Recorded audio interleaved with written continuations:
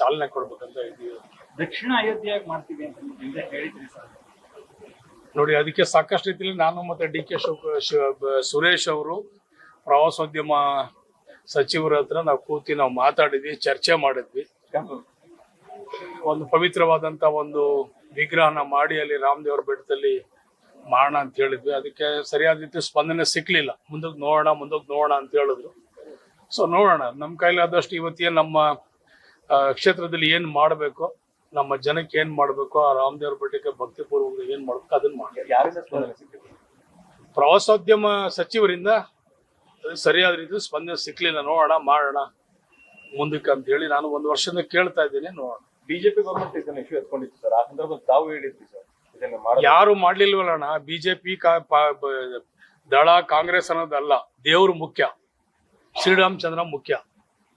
ಅವರೆಲ್ಲ ಬರೀ ರಾಮನ ಹೆಸರು ಹೇಳ್ಕೊಂಡೇನೆ ಚುನಾವಣೆ ಮಾಡ್ತಾರೆ. ರಾಮನ್ಗೋಸ್ಕರ ಏನು ಮಾಡ್ಲಿಲ್ಲ, ಒಂದಿನ ಬೆಟ್ಟ ಹತ್ಲಿಲ್ಲ, ಅಲ್ಲಿರುವಂತ ಪರಿಸ್ಥಿತಿ ಅವಲೋಕನ ಮಾಡ್ಲಿಲ್ಲ. ಸೊ ಇವತ್ತು ನಾವು, ಇದು ನಮ್ಮ ಕ್ಷೇತ್ರ, ನಮ್ಮ ಜನ, ನನ್ನ ಕರ್ತವ್ಯ, ಆದ್ಯ ಕರ್ತವ್ಯ ಇದು. ಆ ಒಂದು ನಿಟ್ಟಿನಲ್ಲಿ ಇವತ್ತು ರಾಮದೇವ್ರ ಬೆಟ್ಟನ ಒಂದು ಶಿಸ್ತುಬದ್ಧವಾಗಿ ನಾವು ಮೂಲಭೂತ ಸೌಕರ್ಯನ ನಾವು ಮಾಡ್ಬೇಕಂತೇಳಿ ತೀರ್ಮಾನ ತಗೊಂಡಿದ್ದೀವಿ. ಸೊ ನಾಳೆ ಆಗ ಕೆಲಸಕ್ಕೆ ಚಾಲನೆ ಕೊಡಬೇಕು. ಇವತ್ತು ಸಮಿತಿಯನ್ನ ಎಲ್ಲ ಸದಸ್ಯರೆಲ್ಲರೂ, ನಮ್ಮ ಮುಖಂಡರುಗಳೆಲ್ಲರೂ ಬಂದವ್ರೆ. ಪಕ್ಷಾತೀತವಾಗಿ, ಜಾತ್ಯತೀತವಾಗಿ ದೇವ್ರ ಕೆಲಸ ಮಾಡುವಾಗ ಎಲ್ಲರೂ ಕೈ ಜೋಡಿಸಿ ಅಂತ ಮನವಿ ಮಾಡಿದ್ದೀನಿ. ಅಧಿಕಾರಿಗಳಿಗೂ ಸೂಚನೆ ಕೊಟ್ಟಿದ್ದೀನಿ. ಪ್ರವಾಸೋದ್ಯಮ ಸಚಿವರಿಗೆ ಯಾಕೆ ಸರ್ ಇಷ್ಟೊಂದು ನಿರ್ಲಕ್ಷ್ಯ? ತಮ್ಮ ಮನವಿಗೂ ಕೂಡ ಸ್ಪಂದಿಸ್ತಾ ಇಲ್ಲ ಅಂತ ಹೇಳಿ.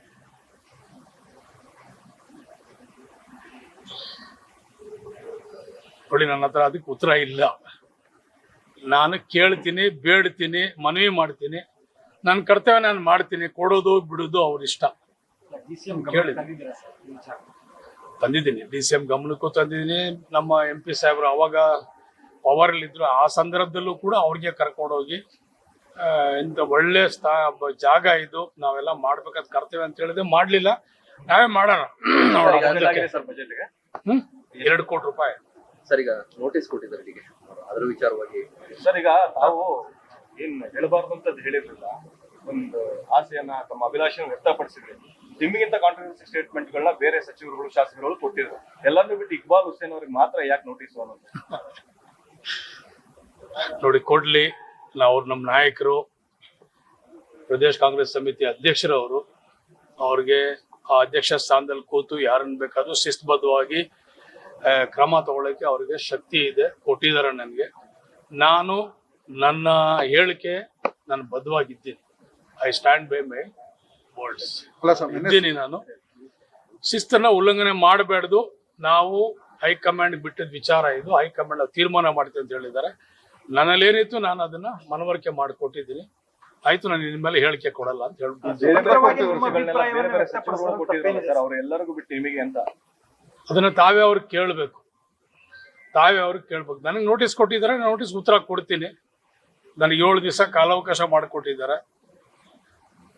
ನೋಡಿ, ಸಿದ್ದರಾಮಯ್ಯ ಸಾಹೇಬರು ಅರಸು ಬಿಟ್ಮೇಲೆ, ಅರಸು ಸಾಹೇಬರು ಮುಖ್ಯಮಂತ್ರಿಗಳು ಅವರಂತ ಕಾಲದಲ್ಲಿ ಆದ ಮೇಲೆ ಮೊನ್ನೆ ಸಿದ್ದರಾಮಯ್ಯ ಕೊಟ್ಟಂತ ಕೆಲಸ ಕಾರ್ಯಗಳು ಯಾರು ಮಾಡಕ್ ಸಾಧ್ಯ ಆಗ್ಲಿಲ್ಲ.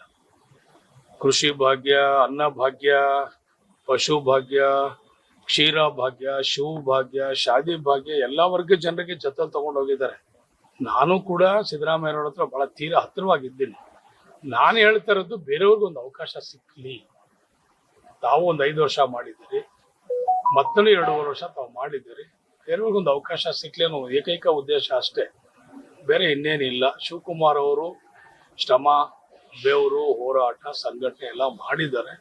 ಇವತ್ತಿನ ಪರಿಸ್ಥಿತಿಯಲ್ಲಿ ಅವ್ರಿಗೊಂದು ಅವಕಾಶ ಕೊಟ್ಟರೆ ಮತ್ತಷ್ಟು ಇನ್ನೂ ಪಕ್ಷ ಬೆಳೀತದೆ ಅನ್ನೋ ಅಭಿಲಾಷೆ ಅಂತ ಹೇಳಿದ್ದಾರೆ. ಬಹುಮತ ಬಂದಂತ ಸಂದರ್ಭದಲ್ಲಿ ಸರ್, DK ಶಿವಕುಮಾರ್ ಮತ್ತು ಸಿದ್ದರಾಮಯ್ಯನವರು CM ರೇಸ್ ನಲ್ಲಿದ್ರು. ಆ ಸಂದರ್ಭದಲ್ಲಿ ಹೈಕಮಾಂಡ್ ಸಿದ್ದರಾಮಯ್ಯನವರಿಗೆ ಮಣಿ ಹಾಕಿದ್ರು. ಅವಾಗೇನಾದ್ರು ಅಧಿಕಾರ ಹಂಚಿಕೆ ಆಗಿತ್ತ ಸರ್? ನೋಡಿ, ಈಗಾಗ್ಲೇ ನಾನು ಎಲ್ಲ ಹೇಳಿದ್ದೀನಿ. ಪದೇ ಪದೇ ಚರ್ಚೆ ಬೇಡ. ನನಗೆ ಈಗಾಗಲೇ ಶಿಸ್ತನ್ನ ಉಲ್ಲಂಘನೆ ಮಾಡ್ತಾ ಇದೆಯಾ, ಶಿಸ್ತನ್ನ ಉಲ್ಲಂಘನೆ ಮಾಡ್ತಾ ಇದೆಯಾ ಅಂತ ಹೇಳಿ ನನಗೆ ಬೆಲ್ ಹೊಡಿತಾನೆ ಇದ್ದಾರೆ. ಸೊ ನಾನೀಗ ಬೇರೆಯವ್ರಿಗೂ ನೋಟಿಸ್ ಕೊಡ್ತಾರ. ನೀವೇ ಮಾಧ್ಯಮದಲ್ಲಿ ನೀವೇ ಕೇಳ್ಬೇಕು. ನನಗೆ ಕೊಟ್ಟವ್ರೆ, ನಾನು ಉತ್ತರ ಕೊಡ್ತೀನಿ. ಸರ್, ರಂಗನಾಥ್ ಅವರು ಸಮಾಧಾನ ವ್ಯಕ್ತಪಡಿಸಿದ್ರು ಸರ್. ನಮಗೆ ನೋಟಿಸ್ ಕೊಟ್ಟಿರೋ ವಿಚಾರವಾಗಿ ಏನ್ ಹೇಳಬಾರದು ಅಂತದ್ದು ಏನ್ ಹೇಳಿರಿ ಇಕ್ಬಾಲ್ ಹುಸೇನ್, ಬೇರೆಯವರಿಗಿಲ್ಲದ ಇಕ್ಬಾಲ್ ಹುಸೇನ್ ಅವ್ರಿಗೆ ಯಾಕೆ ಅಂದ್ರೆ ನೋಟಿಸ್ ಕೊಡುವಂತ ಹೇಳಿ? ನನಗೆ ನೆನೆ ನಮ್ಮ ಶಾಸಕರು ಸಾಕಷ್ಟು ಜನ ನನಗೆ ಫೋನ್ ಮಾಡಿದ್ರು. ವೈ ಯು ಆರ್ ಅಲೋನ್, ನಿಮ್ಗೆ ಒಬ್ಬರಿಗೆ ಯಾಕೆ ಇದನ್ನೆಲ್ಲ ಅಂತ ಹೇಳಿದ್ರು.